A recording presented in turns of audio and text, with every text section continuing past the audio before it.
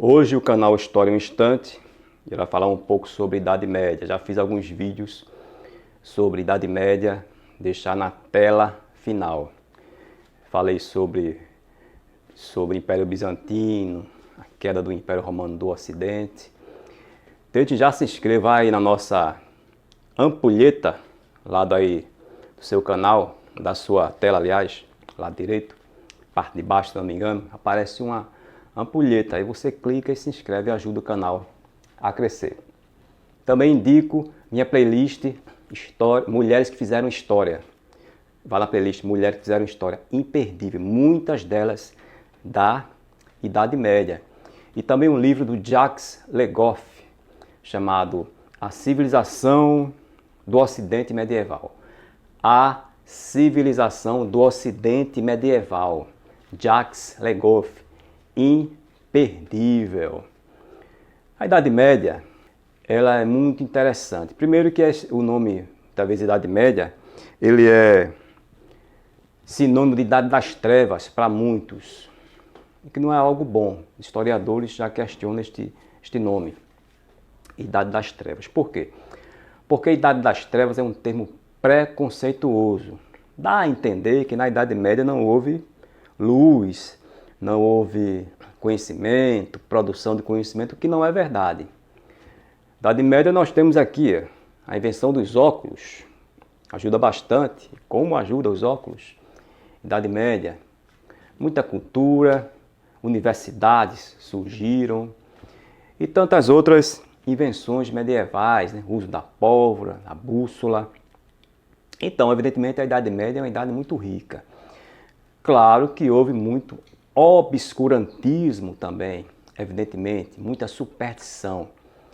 Hoje ainda temos, né, em pleno século XXI, temos aí alucinações, temos aí indivíduos totalmente manipulados, cegos, ideológicos, manipulados pela alienação religiosa, etc. Imagine na Idade Média. Mas foi um momento muito rico, a Idade Média.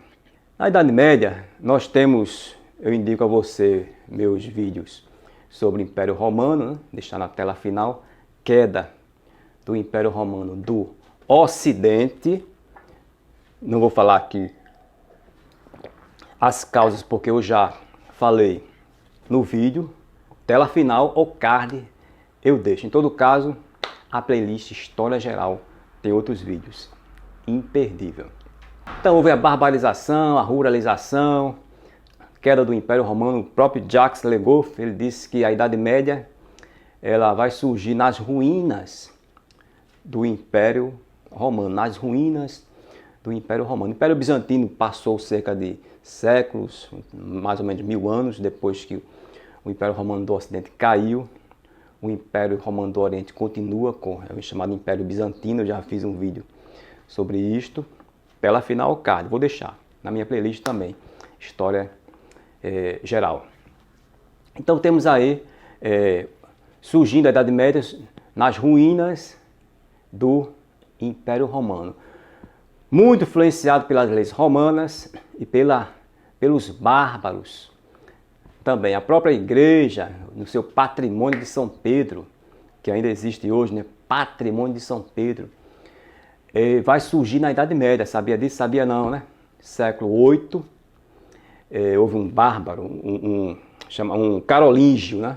Um rei carolíngio, chamado Pepino o Breve. Pepino o Breve, ele conquista regiões da Itália e faz doações de terras, grande parte da Península Itálica, à Igreja Católica, com base num documento espúrio, que é a doação de Constantino, documento espúrio, soube-se depois que foi um documento forjado, e dizia que Constantino tinha deixado esse documento para que parte da Europa ficasse para a igreja. E o Pepino Breve, século VIII, faz doações, daí surge o patrimônio de São Pedro. E o Papa reconhece, o Papa, não lembro o nome dele agora, se era Zacarias ou Estevão, algo assim, era um dos dois.